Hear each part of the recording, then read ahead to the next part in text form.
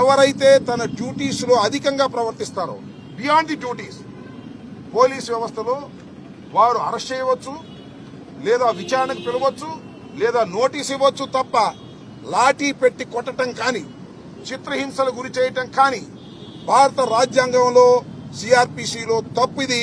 పోలీసుల మీద ప్రైవేట్ కేసులు కూడా పెట్టేటటువంటి అవకాశం ఉంది. ఇంతకు ముందు అనేక సందర్భాల్లో ప్రైవేట్ కేసులు పెట్టి పోలీసులు ఉద్యోగాలు కూడా ఊడగొట్టినటువంటి సందర్భాలు ఉన్నాయి. నిరూపణ అయితే అని గుర్తుపెట్టుకోవాలి మనం చేస్తున్నాం. ఈ విధంగా బియాండ్ ది డ్యూటీస్ పోలీసులు ప్రవర్తన చేస్తున్నారని చెప్పడానికి ఇది ఒక ఉదాహరణ. ఇది ఒకటే కాదు, మీకు మరొకటి కూడా చెప్తా. విజయవాడలోనే గౌతమ్ రెడ్డి గారి మీద 307 వేశారు. సరే 307 కరెక్టా తప్ప, that is the different matter. ఇంట్లోకి ఎలా ప్రవేశించారు?